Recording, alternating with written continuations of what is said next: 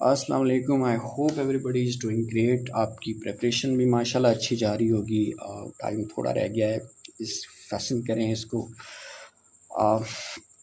This is probably the first video of this platform. उम्मीद है कि हम मज़ीद वीडियो भी बनाएंगे और ये जर्नी काफ़ी चलेगी। Well let's hope with that. लेकिन आज की जो डिस्कशन है उसकी तरफ आते हैं। अब वो है रिगार्डिंग ऑप्शनल सब्जेक्ट्स।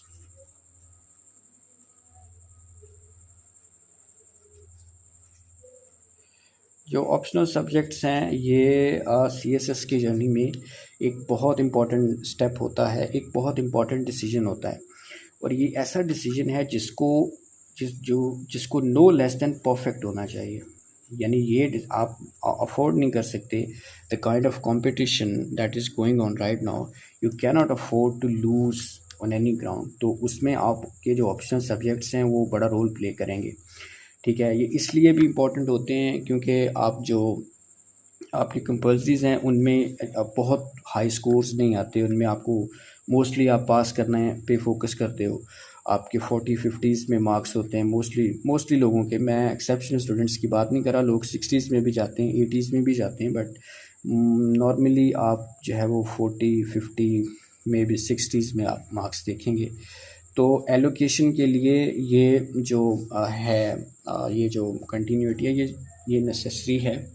लेकिन इससे हमें मज़ीद थोड़ा ज़्यादा मार्क्स की ज़रूरत पड़ती है। जब नेक टू नेक कंपटीशन होता है फिर हमें हर मार्क के ऊपर जो है वो कंपटीशन और सख्त होता है। तो वो जो फाइनल स्कोर में जो डिफरेंस है वो आपके ऑप्शनल सब्जेक्ट्स ने क्रिएट करना होता है। ठीक है, ऑप्शनल सब्जेक्ट्स का जो स्कोर होगा वो डिसाइड करेगा कि आपको एलोकेशन मिलनी है या नहीं मिलनी, या फिर अगर आपको एलोकेशन मिलनी है तो वो आपको आपके डिसाइड ग्रुप में मिलनी है या फिर किसी दूसरे ग्रुप में मिलनी है। ठीक है, अगर आपको एलोकेशन ना मिले तो वो फेल ही होता है बंदा, just in a bit decent way. ठीक है, वो फेल ही होता है बंदा। अच्छा, अब बात करते हैं। हमारे पास 3 वो क्राइटेरिया हैं जो नॉर्मली यूज़ होते हैं और 2 हैं जो मैं आपको बताऊंगा, जो मैंने मोस्टली नहीं सुने। डेफिनेटली वो आप में से लोग कंसिडर करते होंगे, but I haven't really heard them. अच्छा, first of all scoring trend है।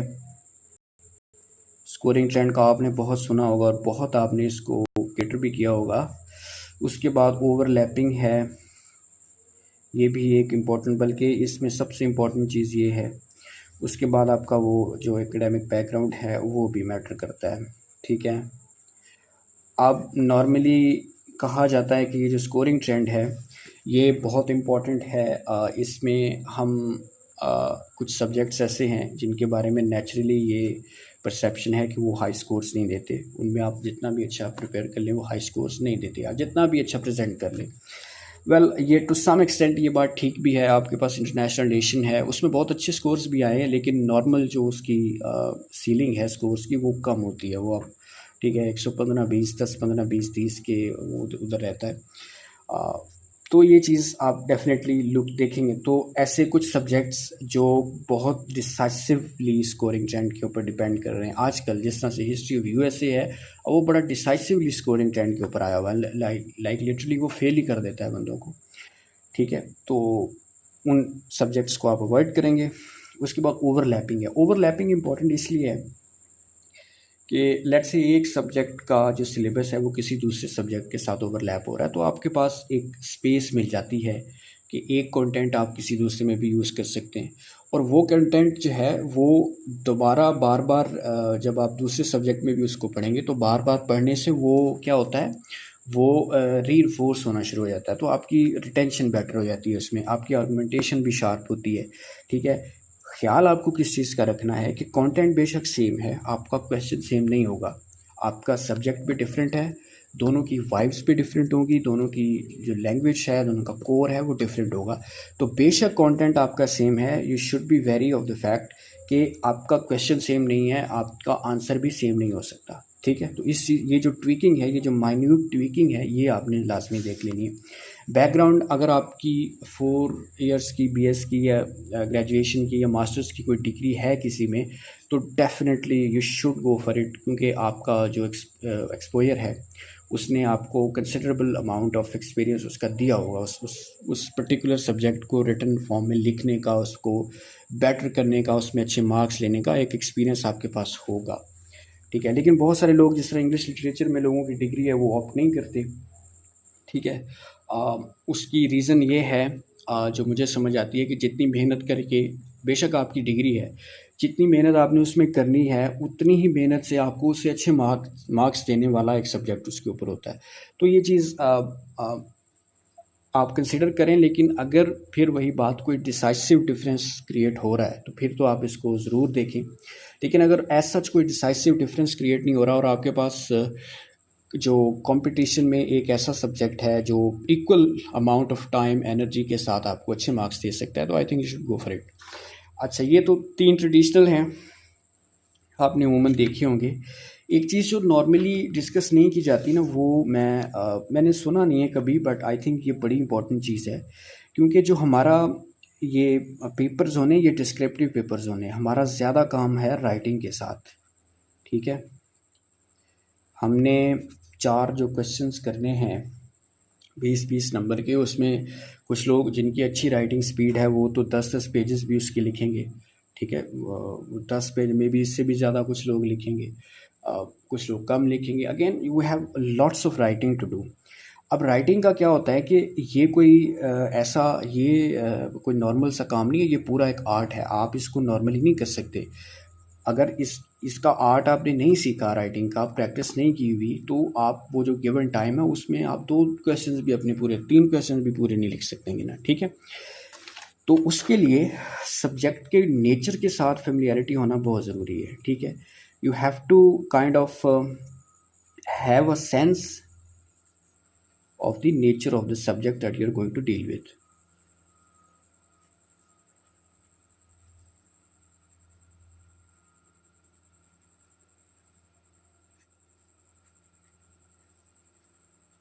ठीक है, जो सब्जेक्ट आप ले रहे हैं वो सोशल साइंसेस का है, वो प्योर साइंसेस का है, वो ये फाइनेंस रिलेटेड फील्ड्स का है, वो किसका है, ये आपको अगर उसके नेचर का पता नहीं होगा तो आप उसको प्रिपेयर तो कर लेंगे, लेकिन वो सुपरफिशियल प्रिपरेशन होगी, ठीक है।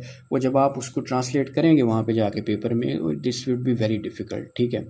हम एक एक लाइन की जो इन्फॉर्मेशन हम रिटेन कर सकते हैं वो तो हम लिख लेते हैं, उसकी जो सपोर्टिंग इन्फॉर्मेशन है, जिसमें हमें ख़ुद से भी लिखना होता है, जिसमें हमें ख़ुद से भी लिंक अप करना होता है, जो कि हमारी स्टडी से आएगी, वो चीज़ फिर नहीं हो पाती क्योंकि हमें उसकी नेचर का नहीं पता होता। इसकी एक एग्जांपल पंजाबी है। अब पंजाबी लोग अगर रख लेते हैं तो कुछ लोगों को बड़ा मसला होता है उसको समझने में, उसको लिटरली उसकी ड्राइनेस के साथ कॉप करने में। अब पंजाबी एक लिटरेचर का सब्जेक्ट है, वो आपको ज़रूर मार्क्स देता है, मैं ये नहीं कह रहा हूँ मार्क्स नहीं देता, आप ना रखें, ज़रूर रखें, मेहनत करें, उसमें मार्क्स उसमें अच्छे आते हैं। लेकिन कुछ लोग लिटरली उसको पढ़ ही नहीं पाते, वो समझ ही नहीं पाते, उसको लिख नहीं पाते। तो ऐसे लोगों के लिए बेटर नहीं है कि वो बजाय इसके कि वो उस मार्क्स वाले चक्रों में उसको रख लें, वो किसी दूसरे सब्जेक्ट के ऊपर इतना टाइम लगाएं। तो ये चीज़ है। जो दूसरी चीज़ है वो है कि आप पास्ट पेपर से ये अंदाज़ा लगाएं कि क्या आप उसकी रिटन एक्सप्रेशन को will you be able to deal with its written expression.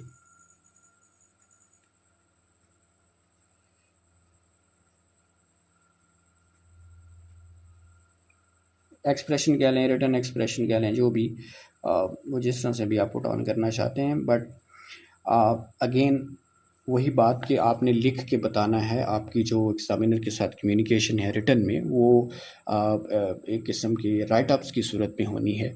तो you should have good idea, you should have a good analysis of the past paper and the question that have appeared in those papers, कि क्या हम उनको deal कर सकते हैं नहीं। Questions के अंदर ना देखें, एक बड़ी इंपॉर्टेंट चीज़ होती है, क्वेश्चंस के अंदर ना वेरिएबल्स होते हैं। वेरिएबल्स समझते हैं आप लोग? वेरिएबल्स होते हैं डिफरेंट, आप जिसको कह लें कि एकेडमिक स्ट्रेचेस, यानी जो मोस्टली ये जो सोशल साइंसेस के पेपर है उनमें आप ये ज़्यादा देखेंगे कि एक क्वेश्चन है, उसके लिंकअप में एक दूसरी बात है, फिर उसके बैकग्राउंड में उसने एक और बात बताई हुई है, उसने 4-5 चीज़ें इकट्ठी करके एक क्वेश्चन में दी हुई होती हैं और उनको लिंक करके ना एक प्रॉब्लम बनाया हुआ होता है। अब आपने उसको सॉल्व करना है। अब आप एक चीज़ के ऊपर ज़्यादा फोकस नहीं कर सकते, आपको सारे वेरिएबल्स को अपने जो उनका ड्यू वेट है वो दे के सॉल्व करना है। ये होता है, ये आपको तब आएगा जब आप उसकी क्वेश्चंस का एनालिसिस करेंगे, ठीक है। ये आपने सब्जेक्ट रख तो लिया इन चीज़ों को देख के, लेकिन बाद में पता चला कि भाई वो उसको लिख ही नहीं पा रहे हम, तो वो उसकी ओवरलैपिंग क्या फ़ायदा देगी, उसका स्कोरिंग ट्रेंड वो बेशक आपको 100 में से 100 मार्क्स भी दे दे, जब आप अपनी तौर पर उसको लिख ही नहीं पाएंगे, that it will literally be a fatal blow to your success, ठीक है। तो इन दो चीज़ों को लाजमी आपने केटर करना है, ठीक है। अब इन सारी चीज़ों को मद्देनज़र रखते हुए मैंने एक कॉम्बिनेशन बनाया है। आई एम नॉट सेइंग कि आप इस कॉम्बिनेशन को लाजमी अडॉप्ट करें, लेकिन इसमें ये है कि आपके पास ना मार्क्स की सीलिंग बहुत अच्छी हो जाएगी, यानी इन दो के ऊपर भी पूरा उतरेगा। इसमें मैं आपको रीज़न करता हूँ अभी। ये एक है पॉलिटिकल साइंस, ठीक है जी, और दूसरा इसमें हो जाएगा environmental science,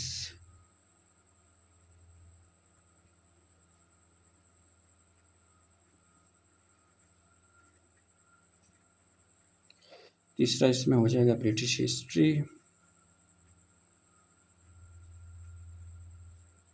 excuse me for the writing, मैं बस ऐसे ही लिख लेता हूँ थोड़ा थोड़ा, ठीक है,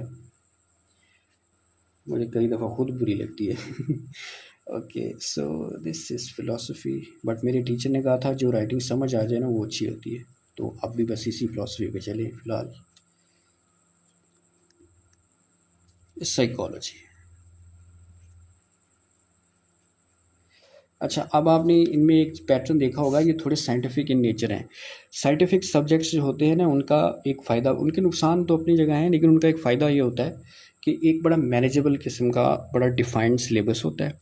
जो क्वेश्चंस होते हैं उनमें वेरिएबल्स कम होते हैं, ठीक है। डिफाइंड सिलेबस होता है, ठीक है। सिलेबस के एजेस बड़े क्लियर होते हैं, यानी बाउंड्रीज बड़ी क्लियर होती हैं। जो क्लियर बाउंड्रीज और क्लियर एजेस वाले सिलेबस होते हैं ना, उनमें जो क्वेश्चंस आएंगे उनकी फॉर्मेटिंग बड़ी इजी होती है, ठीक है। फॉर्मेटिंग से मुराद आपने की जो उसकी स्ट्रक्चर बनानी है वो बड़ी आसान होती है। वो उसमें क्योंकि आपको बहुत डिफरेंट चीज़ों के लिंक अप्स नहीं बनाने, आपने जस्ट एक आइडिया है, उस आइडिया को बताना है एंड देन उसको जस्ट एक्सपाउंड करना है, थोड़ा सा यही होता है, ठीक है। उसके बाद जनाब मैनेजेबल किस्म का सिलेबस होता है, ये हमने पहले भी बताया। फॉर्मेटिंग उसकी बड़ी इजी होती है, और जो इम्पोर्टेंटली आपका ऐसे है उसके लिए इस तरह के सब्जेक्ट्स बहुत काम करते हैं, क्योंकि आपकी राइटिंग को बड़ा प्रोफाउंड कर देते हैं, बड़ा शार्प कर देते हैं, आपकी राइटिंग के अंदर बाउंड्रीज लेके आ जाते हैं, ठीक है। ये जो राइटिंग के अंदर वेवर्ड हम घूमते हैं ना, एक पैरा लिखा, उसमें टॉपिक सेंटेंस लिख दिया, उसके बाद फिर इधर उधर घूम गए, वो चीज़ें ख़त्म हो जाती हैं। उसके बाद इन्वायरमेंटल साइंस का आपके ऐसे के साथ बड़ा डायरेक्ट रिलेशनशिप है। अगर एक टॉपिक मोस्टली इन्वायरमेंट रिलेटेड आता ही है, तो अगर आपने ये पढ़ा हुआ होगा, आपके पास थ्योरेटिकल बैकग्राउंड भी होगा, आपके पास स्टैट्स भी होंगे, you would most likely have citations to quote to, ठीक है। ब्रिटिश हिस्ट्री के ऊपर आते हैं जी। ब्रिटिश हिस्ट्री और यूरोपियन हिस्ट्री में आजकल थोड़ा सा वो चल रहा है, कंपटीशन चल रहा है। हिस्ट्री ऑफ यूएसए ने मार इतनी खाई है कि वो लोग उससे हट गए, हालांकि वो बड़ा अच्छा सब्जेक्ट है। उसको ऑप्ट ही इतना किया है लोगों ने, लिटरली 6-6, 7-7, 8-8 हज़ार लोगों ने उसको ऑप्ट किया है। अब इतना जब आप ऑप्ट करोगे, इतनी कॉपीज़ उनके पास जाएंगी, तो डेफिनेटली फिर वो जो कमीशन है, एग्जामिनर्स हैं, उनको फिर वो थोड़ा क्राइटेरिया टफ करना पड़ता है। अब जो यूरोपियन हिस्ट्री और ब्रिटिश हिस्ट्री है, इसमें यूरोपियन हिस्ट्री आपको थोड़ा सा फील होगी जैसे इजी है, लेकिन उसका एक अपना प्रॉब्लम ये है कि वो नॉन लीनियर होती है। वो पूरे यूरोप की हिस्ट्री है, उसमें डिफरेंट कंट्रीज़ के डिफरेंट एक्सप्लेनेशंस को आपने देखना है। ये जो ब्रिटिश हिस्ट्री है ना, ये थोड़ी लिखने में आसान है, और दूसरी बात, इसके जो क्वेश्चंस हैं वो बड़े टेक्निकल किस्म के होते हैं, वो ओपन एंडेड नहीं होते। मोस्टली आप देखेंगे इसके क्वेश्चंस ओपन एंडेड नहीं होते ब्रिटिश हिस्ट्री के। आप रिफॉर्म्स के ऊपर लिखेंगे, आप पॉलिसीज़ के ऊपर लिखेंगे, आप प्राइम मिनिस्टर्स जो उनके हैं, ठीक है, जो पार्लियामेंट की इस्टेब्लिश के बाद की जो हिस्ट्री है, जिसमें बस सारे वो प्राइम मिनिस्टर्स आते हैं, लीडर्स आते हैं, आप जब उनके दौरे हुकूमत को, उनके एराज को जब उसका एनालिसिस करेंगे, आप वो लिखेंगे। ये सारी टेक्निकल सी चीज़ें हैं, ठीक है। तो अगर आपने टाइम एनर्जी इन्वेस्ट करके इनको एक दफ़ा क्लियर कर लिया, it would be very easy for you to translate them into good paper, ठीक है। तो इस वजह से फ़िलॉसफी और साइकोलॉजी एक साइंटिफिक पेपर नहीं है उस तरह से, ये प्योर साइंस नहीं है और ये सबसे आसान पेपर है। लिटरली इसका सिलेबस थोड़ा ज़्यादा है, लेकिन ये इतनी आसान है, एक एक लाइन की डेफिनेशन से आपको पूरा पूरा टॉपिक समझ आएगा इसका, ठीक है।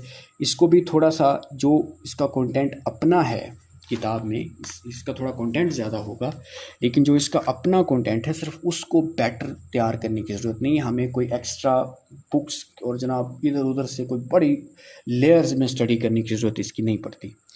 अब ये फ़िलॉसफी जो है ना, ये बड़ा अंडररेटेड सा सब्जेक्ट है। इसको ज़्यादातर क्रिमिनोलॉजी और आइला इसमें से ऑप्ट हो जाता है, लेकिन आजकल क्रिमिनोलॉजी में भी मार्क्स कम आ रहे हैं। उसकी भी यही वजह है कि उसको सैचुरेट ही बहुत कर दिया। आइला जो भी है वो लॉ का एक सब्जेक्ट है, बेशक उसमें लॉ कम है, लेकिन स्टिल उसके अंदर लॉ की प्रोविजंस हैं तो सही, उसके क्वेश्चंस टेक्निकल हो सकते हैं। ये बड़ा प्यारा सब्जेक्ट है, इसमें लिटरली कभी भी किसी के कम स्कोर्स नहीं आए। अगर और मज़ेदार भी है, ये ड्राई आपको इसलिए लगता है कि शुरू में थोड़ी इसकी समझ नहीं आती है, मेरी फेमिलियरिटी नहीं होती। ये वो फ़िलासफ़ी नहीं है जो आप इंस्टाग्राम और इधर यूट्यूब वगैरह पे देखते हैं। ये डिपार्टमेंटल फ़िलासफ़ी है, ये थ्योरेटिकल फ़िलासफ़ी है, ठीक है। ये बड़ी यानी आप इस तरह समझ लें मैथमेटिकल किस्म का इसका पेपर होगा, ठीक है। आपने टू द पॉइंट छोटे क्वेश्चंस होते हैं इसके, छोटे, थोड़ा आपको इतना बहुत ज़्यादा लेंथी किस्म के इसके आंसर्स नहीं होते, छोटे आंसर्स होते हैं, टू द पॉइंट बात होती है। तो well I intended to make this video short, लेकिन ये पहले बहुत लंबी हो गई है, तो I think I would like to end it here. आप मुझे कमेंट्स में अपना कॉम्बिनेशन भी बताएं, उसके ऊपर भी बात करेंगे। And if you would like me to talk about the other subjects and give you a breakdown of the whole subject, whole syllabus, you can comment and you can let me know. I would be very happy to make a video about it. Until then, खुदा हाफिज़, और इसको like और follow ज़रूर कीजिएगा। Thank you.